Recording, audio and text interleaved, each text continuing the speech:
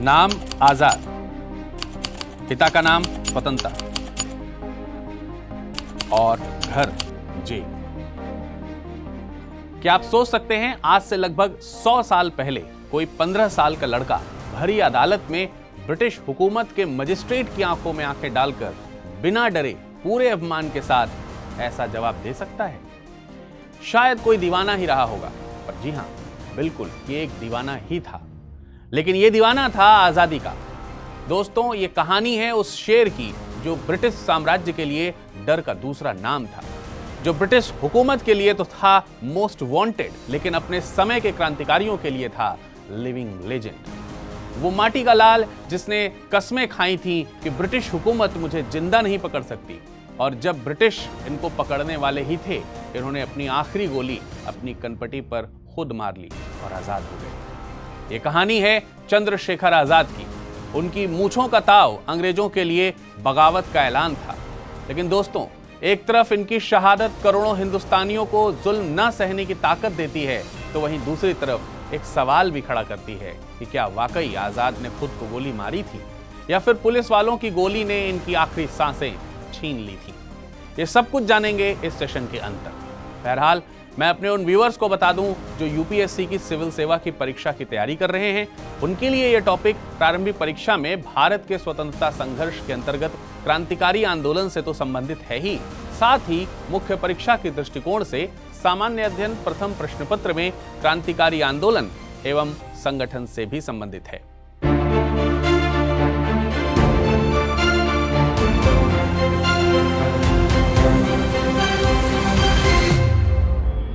अगर आप देश सेवा आईएएस आईपीएस बनकर करना चाहते हैं, तो ये वक्त है उठ खड़े होने का, खुद को साबित करने का और अपनी यूपीएससी सीएससी की तैयारी को एक नए मुकाम पर पहुंचाने का।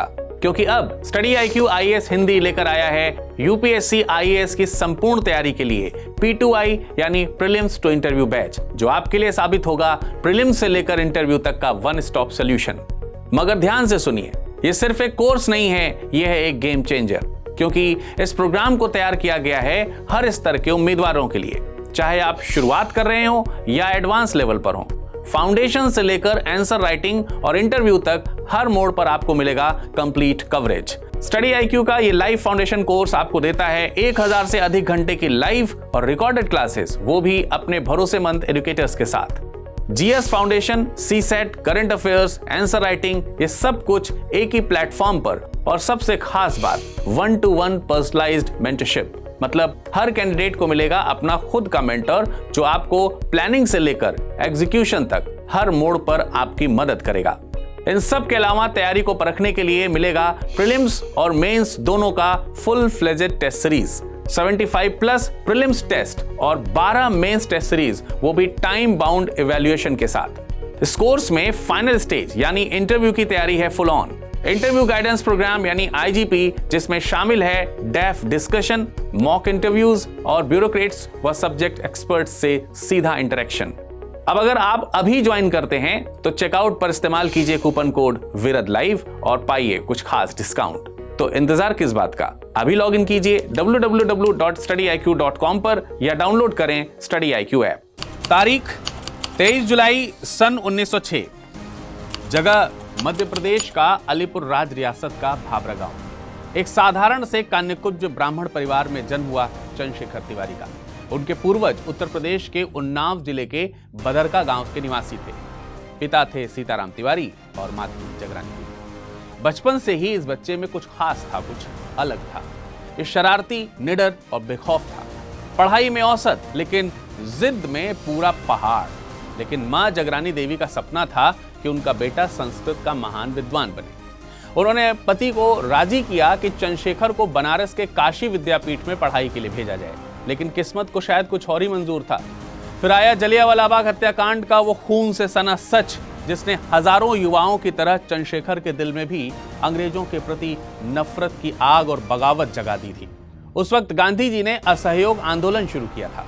साल 1921 में जब असहयोग आंदोलन अपने चरम पर था, तब सिर्फ 15 साल की उम्र में चंद्रशेखर आजाद उससे जुड़ गए, और वो भी खुलेआम। नतीजा 24 दिसंबर को पुलिस ने गिरफ्तार कर लिया और 2 हफ्ते बाद जब उन्हें पारसी जिला मजिस्ट्रेट MP खरेघाट के सामने पेश किया गया तो एक ऐसा वाकया हुआ जिसने हिंदुस्तान की क्रांति का भविष्य ही बदल दिया। मजिस्ट्रेट ने तिरस्कार भरी नजर से पूछा, तेरा नाम क्या है? उस लड़के ने सीधी आंखों में आंखें डालकर जवाब दिया, आजाद। पिता का नाम? स्वतंत्रता। घर कहां है? जेल।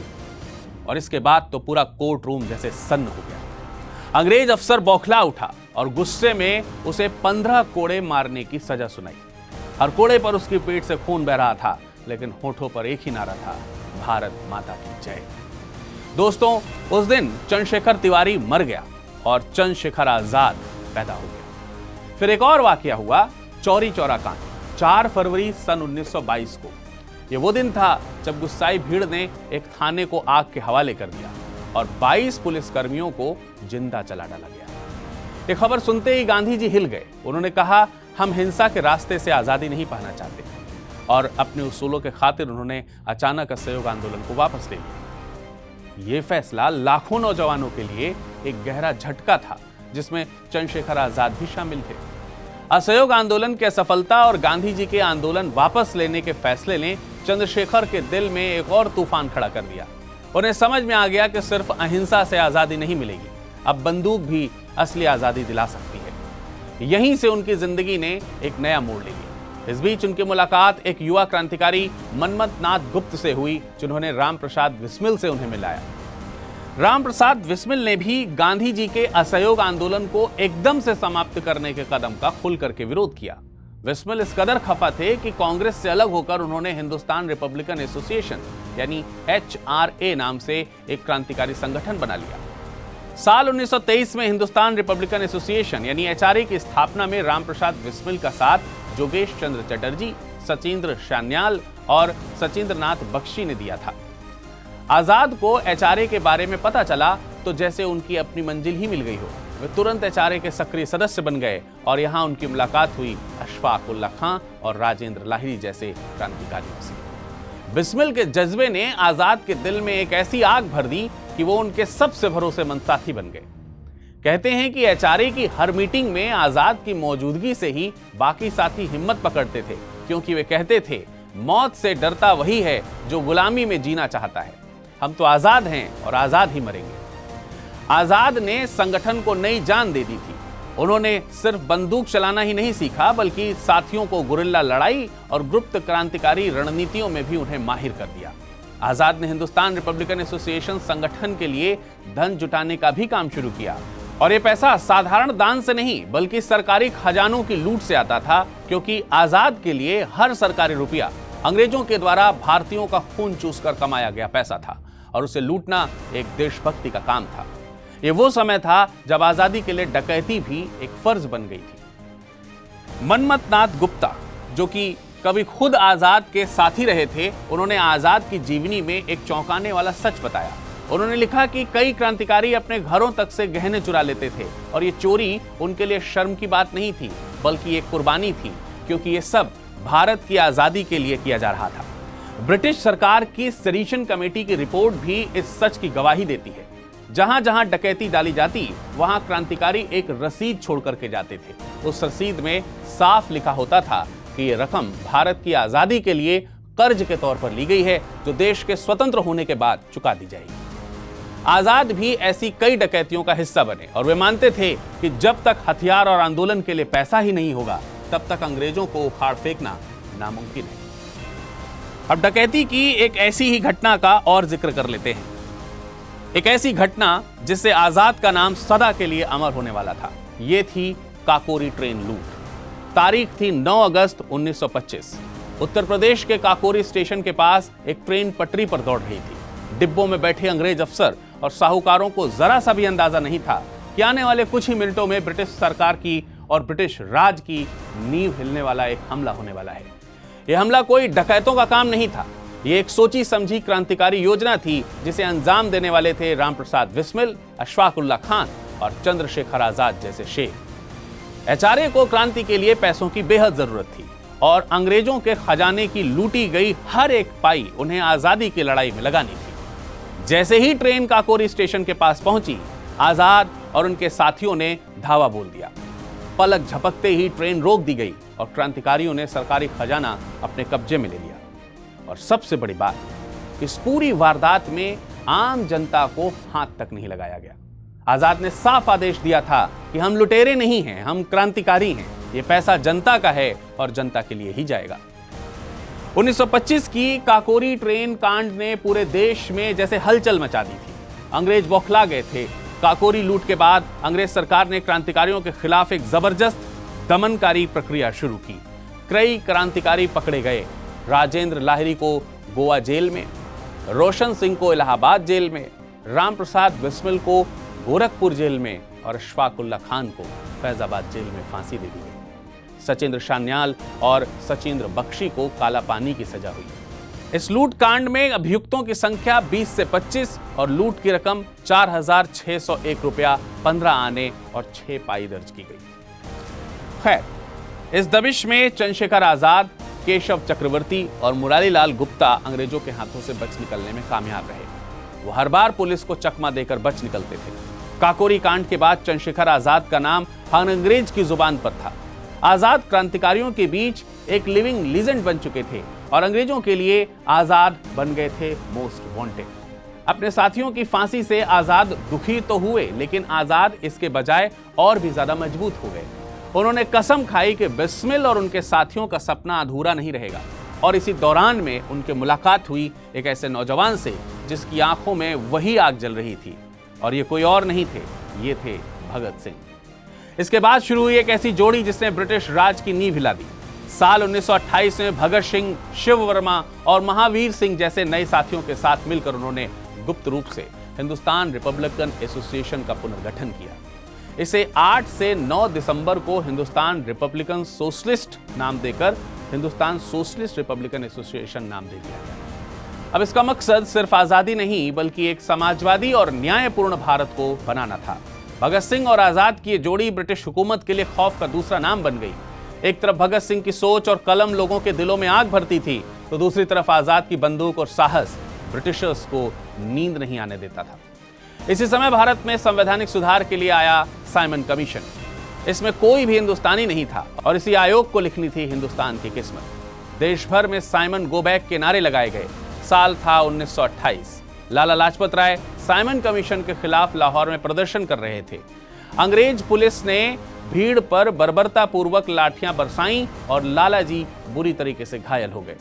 कुछ दिनों बाद उनकी मौत हो गई। इस घटना ने आजाद और भगत सिंह के दिल में आग की ज्वाला भर दी। भगत सिंह ने कहा, लाला जी की मौत का बदला हम जरूर लेंगे। फिर 17 दिसंबर सन 1928 को लाहौर पुलिस सुपरिटेंडेंट स्कॉट को मारने की योजना बनाई गई, लेकिन गलती से पुलिस अफसर जेपी सैंडर्स निशाने पर आ गया। भगत सिंह और राजगुरु ने गोलियां चलाईं और जैसे ही सैंडर्स गिरा, आजाद ने पीछे से कवर फायर करते हुए दोनों को वहां से निकलवा दिया। पूरी योजना में आजाद की भूमिका सबसे खतरनाक थी। उन्होंने गोलियों की बौछार के बीच खड़े होकर साथियों की रक्षा की थी। उनके साहस ने ही भगत सिंह और राजगुरु को भागने का मौका दिया। सैंडर्स की मौत की खबर पूरे ब्रिटिश राज में भूकंप की तरह फैल गई। अंग्रेजों ने इसे लाहौर साजिश केस का नाम दिया और HSRA के सभी साथियों को और सभी सदस्यों को पकड़ने के लिए बड़े पैमाने पर कार्रवाई की शुरुआत कर दी। कई साथी गिरफ्तार भी हुए, भगत सिंह भी फंस गए, लेकिन चंद्रशेखर आजाद, वो तो धरती के सबसे बड़े रहस्य बन चुके थे। पुलिस लाख कोशिशें करती रही, पर वो हर बार हवा की तरह गायब हो जाते थे। लेकिन भाग्य ने भी आजाद को हमेशा छुपने का मौका नहीं दिया और फिर आई वो घड़ी जब अल्फ्रेड पार्क की आखिरी लड़ाई ने उन्हें अमर बना दिया। 27 फरवरी सन 1931, तत्कालीन इलाहाबाद का अल्फ्रेड पार्क। सुबह की हल्की धूप थी। आजाद एक साथी से मुलाकात करने आए थे, लेकिन किस्मत को शायद कुछ और ही मंजूर था। एक गद्दार वीरभद्र तिवारी ने पुलिस को खबर कर दी कि चंद्रशेखर आजाद अपने साथी सुखदेव राज के साथ पार्क में आए हैं। इस खबर के बाद पुलिस अधीक्षक JRH नॉट बोवर ने फौरन पुलिस दस्ते को कहा कि पार्क को घेर लो। कुछ ही मिनटों में पार्क चारों ओर से पुलिस वालों और राइफलों से भर गया। DSP ठाकुर विश्वेश्वर सिंह ने हमला बोल दिया और गोलियों की बौछार शुरू हो गई। बोवर ने पेड़ की आड़ लेकर चंद्रशेखर आजाद पर गोली चलाई, जो उनकी जांघ को चीर कर निकल गई। दूसरी गोली विश्वेश्वर सिंह ने चलाई, जो उनकी दाहिनी बाह में लगी। घायल होने के बाद आजाद लगातार वहां बाएं हाथ से गोलियां बरसाते रहे। पुलिस अफसर चिल्ला रहे थे, जिंदा पकड़ो, जिंदा, जिंदा चाहिए। लेकिन आजाद कौन थे? वो तो आजादी के दीवाने थे। जिनने कसम खाई थी कि ब्रिटिश हुकूमत मुझे जिंदा तो बिल्कुल नहीं पकड़ सकती। उन्होंने जवाबी फायरिंग में 3 पुलिस वालों को मौत के घाट उतार दिया। गोलाबारी के बीच वो बुरी तरीके से घायल हो चुके थे, लेकिन अपने साथी को बचाना भी जरूरी था। उन्होंने सुखदेव राज से कहा कि राज, तुम तुरंत निकल जाओ, तुमको जिंदा रहना है ताकि ये लड़ाई जारी रहे। और फिर उन्होंने अपनी आखिरी सांस में भी कवर फायर देकर राज को सुरक्षित निकलने का मौका दिया। अब वो अकेले थे, खून से बेहद लथपथ, लेकिन हिम्मत पत्थर की तरह मजबूत थी। वो एक पेड़ के पीछे छिप गए और वहीं से उन्होंने गोलियों की बारिश करनी शुरू कर दी। इस जंग में बोवर और डीएसपी सिंह भी घायल हो गए। बोवर का दाहिना हाथ और सिंह का जबड़ा छलनी हो गया था, लेकिन आखिरकार गोलियां कम पड़ने लगी।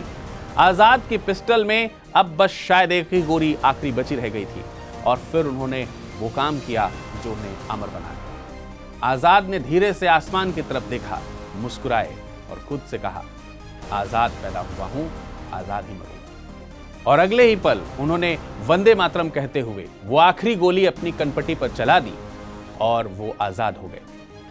आजाद का खौफ इतना ज्यादा था कि ब्रिटिश पुलिस उनकी लाश के पास जाने से भी डर रहे थे। यहां तक कि ब्रिटिश पुलिस ने उनकी बॉडी के पास जाने से पहले उनके पैर पर गोलियां चलाई थी ताकि उनकी मौत कंफर्म हो सके। फिर बिना जनता को बताए उनका शव रसूलाबाद घाट भेज दिया गया, लेकिन खबर फैलते ही हजारों लोग अल्फ्रेड पार्क में उमड़ पड़े।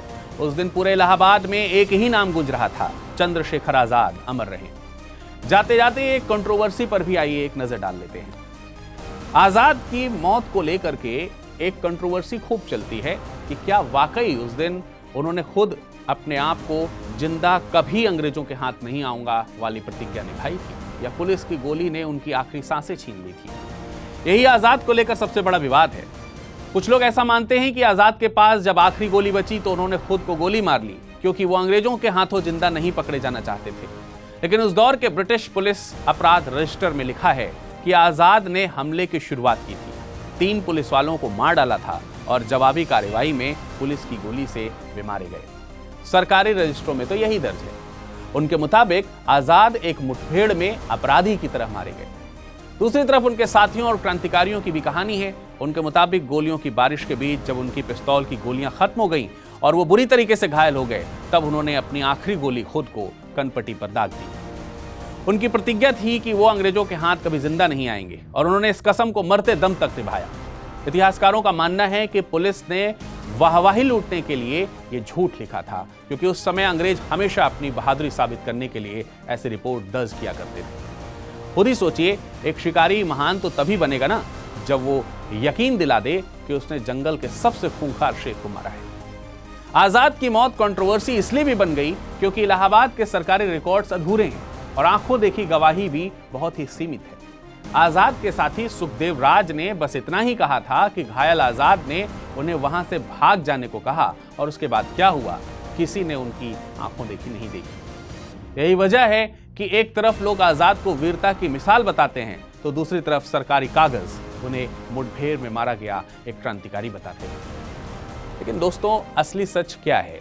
शायद इससे कोई फर्क नहीं पड़ता, क्योंकि उनकी मौत ने भी आजादी के आंदोलन में वो चिंगारी भरी जो किसी बम धमाके से कम नहीं थी। लोग कहते हैं कि आजाद मर गए, पर सच तो ये है कि वो अब भी जिंदा हैं। हर उस बच्चे की आंखों में जो स्कूल की किताबों में उनका नाम पढ़कर सीना तान लेता है, हर उस नौजवान की मुट्ठी में जो नाइंसाफी को देखकर गुस्से में भर उठता है, और हर उस बूढ़े की दुआओं में जो आजादी की हवा में सांस लेता है। वो सिर्फ एक इंसान नहीं थे, वो एक विचार थे, और विचारों को कोई गोली, कोई मौत कभी खत्म नहीं कर सकती। आज भी जब कोई अल्फ्रेड पार्क में खड़े होकर आंखें बंद करता है, तो जैसे वहीं दूर से कहीं एक गूंज सुनाई देती है, आजाद पैदा हुआ, आजाद ही मरूंगा।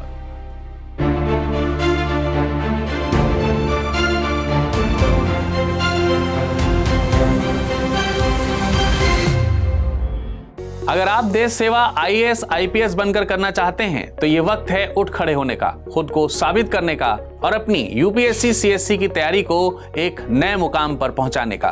क्योंकि अब स्टडी आईक्यू आईएएस हिंदी लेकर आया है यूपीएससी आईएएस की संपूर्ण तैयारी के लिए P2I यानी प्रीलिम्स टू इंटरव्यू बैच, जो आपके लिए साबित होगा प्रीलिम्स से लेकर इंटरव्यू तक का वन स्टॉप सॉल्यूशन। मगर ध्यान से सुनिए, ये सिर्फ एक कोर्स नहीं है, यह है एक गेम चेंजर, क्योंकि इस प्रोग्राम को तैयार किया गया है हर स्तर के उम्मीदवारों के लिए, चाहे आप शुरुआत कर रहे हो या एडवांस लेवल पर हो। फाउंडेशन से लेकर आंसर राइटिंग और इंटरव्यू तक हर मोड़ पर आपको मिलेगा कंप्लीट कवरेज। स्टडी IQ का ये लाइव फाउंडेशन कोर्स आपको देता है 1000 से अधिक घंटे की लाइव और रिकॉर्डेड क्लासेस, वो भी अपने भरोसेमंद एजुकेटर्स के साथ। GS foundation, CSET, current affairs, answer writing, ये सब कुछ एक ही प्लेटफॉर्म पर, और सबसे खास बात 1-to-1 पर्सनलाइज्ड मेंटरशिप, मतलब हर कैंडिडेट को मिलेगा अपना खुद का मेंटर जो आपको प्लानिंग से लेकर एग्जीक्यूशन तक हर मोड़ पर आपकी मदद करेगा। इन सब के अलावा तैयारी को परखने के लिए मिलेगा प्रीलिम्स और मेंस दोनों का full fledged test series, 75+ prelims test और 12 मेंस टेस्ट सीरीज, वो भी टाइम बाउंड इवैल्यूएशन के साथ। इस कोर्स में फाइनल स्टेज यानी इंटरव्यू की तैयारी है full on. Interview guidance programme यानी IGP, जिसमें शामिल है डेफ डिस्कशन, मॉक इंटरव्यूज और ब्यूरोक्रेट्स व सब्जेक्ट एक्सपर्ट्स से सीधा इंटरेक्शन। अब अगर आप अभी ज्वाइन करते हैं तो चेकआउट पर इस्तेमाल कीजिए कूपन कोड विरद लाइव और पाइए कुछ खास डिस्काउंट। तो इंतजार किस बात का, अभी लॉग इन कीजिए www.studyiq.com पर या डाउनलोड करें स्टडी IQ ऐप।